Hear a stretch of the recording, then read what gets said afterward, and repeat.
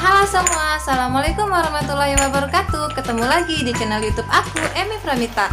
Di video kali ini aku akan memberikan tips bagaimana cara menyimpan ASI di kulkas satu pintu.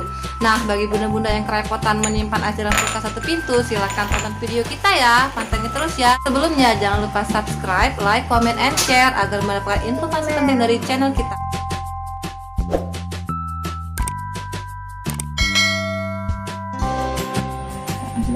Oke bunda, langsung saja kita lihat ya cara menyimpan ASI di kulkas yang satu pintu.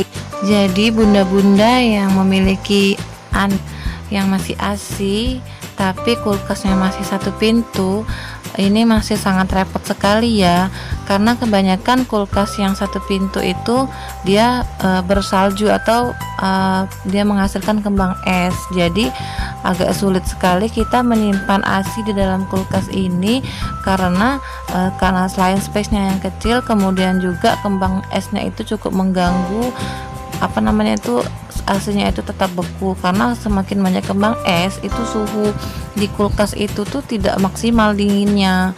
Nah, jadi bagaimana caranya kita itu menyimpan ASI itu jangan terlalu banyak sehingga dia bisa habis dalam waktu 1 bulan, maksimal 1 bulan. Nah, karena kembang es ini harus kita bersihkan secara rutin agar suhu di kulkas itu tetap terjaga. Dan repotnya lagi, kulkas satu pintu ini selain kita harus menyimpan ASI, kita juga harus menyimpan ikan ataupun daging, lauk-lauknya. Nah, kemudian juga di situ juga kita menyimpan sayur mayur dan lain-lain, dan cukup mengganggu untuk menjaga agar ASI ini tetap gizinya itu terjaga. Nah, bunda, jadi di sini aku akan menceritakan pengalaman aku menyimpan ASI dalam kulkas satu pintu, dan alhamdulillah selama ini berhasil. Yang pertama harus bunda lakukan adalah menjaga suhu kulkas itu tetap maksimal. Jadi dia harus tetap di suhu maksimal, jangan sampai kulkas itu suhunya itu ada yang memutarkan ke medium ataupun ke minimal, jangan sampai ya bunda ya, karena ASI-nya bisa rusak. Yang kedua, karena freezer kita ini akan digabungkan dengan tempat penyimpanan ikan ataupun daging, maka diusahakan bunda agar kita itu menyimpan ASI itu dalam box tersendiri. Misalnya nih kayak aku menyimpan ASI itu dalam kotak yang bisa menampung misalnya untuk 1 minggu ataupun untuk beberapa hari. Nah, biar tempatnya itu bisa menyimpan banyak ASI, biasanya aku gunakan kantong ASI, tapi bisa juga digunakan kalau yang mau cepet bisa digunakan itu bisa juga untuk botol ASI, tapi biasanya aku pakai botol ASI itu yang biasanya misalnya aku libur ataupun misalnya yang dari kantor ataupun mau digunakan besok. Tapi kalau untuk misalnya dalam jangka waktu yang agak lama, misalnya seminggu ataupun 2 minggu, aku pakai kantong ASI biar dia bisa disimpan dalam jumlah yang banyak di dalam freezer, dalam kotak dalam freezer itu. Nah, jangan lupa dikasih tanda ataupun tanggal ya bunda ya, agar kita tahu yang mana ASI yang duluan kita simpen. Nah, kalau pakai botol dalam satu box kecil itu biasanya cuma bisa menampung 5 ataupun 6 botol. Jadi makanya aku saranin buat bunda untuk nampungnya itu pakai kantong ASI aja. Jadi dia bisa disusun rapet biar dia muat sekitar 10 ataupun 15 kantong. Nah, jadi kalau misalnya bunda hari ini ke kantor itu menggunakan botol, diusahain yang di botol itu bisa cepet dipakai, karena biar space di kulkas itu bisa kita simpan ASI yang dalam kantong yang lainnya. Kemudian bunda ya, kenapa harus pakai kotak? Jadi aku saranin pakai kotak di sini karena biar ASI itu enggak terkontaminasi dengan bau-bau dari ikan ataupun sayur mayur ataupun bawang-bawangan yang lainnya. Jadi kalau aku taruh ikan itu di dalam wadah yang rapet juga, dalam wadah yang memang benar-benar misalnya ikan untuk ikan, jadi sayur juga aku pisahin di dalam wadah tersendiri, jadi dia nggak tercampur dengan ASI, jadi ASInya tetap terjaga dan nggak bau apa-apa, nggak bau nggak bau macam-macam. Karena aku juga sering khawatir takutnya ASI itu gizinya sudah berubah ataupun basi.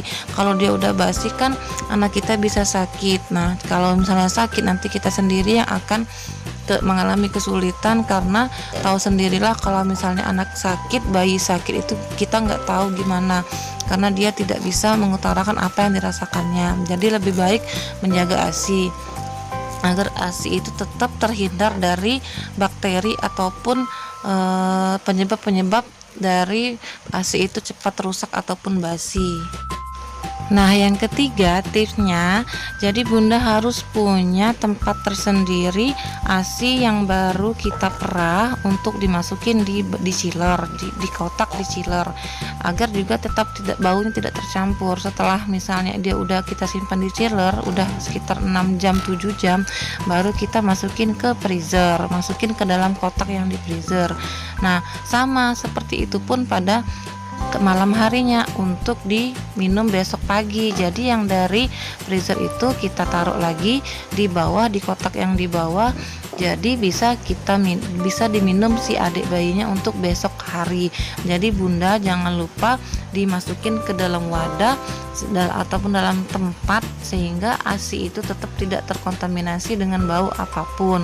Jadi bunda harus cerdas, harus pinter-pinter ngambil ketika kulkasnya itu rasa-rasa sudah bau, maka harus cepat-cepat dibersihkan. Jadi ASI-nya itu harus selamatkan dahulu, ditaruh di dalam box dan diisi dengan batu es yang banyak. Kemudian bunda harus cepat-cepat bersihin salju ataupun bunga es ataupun kembang es dalam kulkas, dalam freezer itu, karena kalau udah banyak sekali kembang es itu maka dipastiin kulkasnya tidak dingin maksimal sehingga ASI-nya takutnya rusak. Jadi bunda harus cepat-cepat bersihin ya. Oke. Tips yang keempat adalah rajin membersihkan salju atau kembang es di dalam freezer.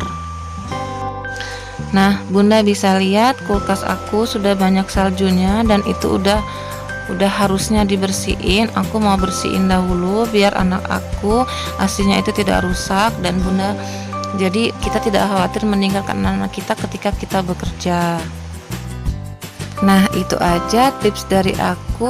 Terima kasih sudah menonton, semoga bermanfaat, dan jangan lupa subscribe ya bunda ya. Terima kasih. Wassalamualaikum warahmatullahi wabarakatuh.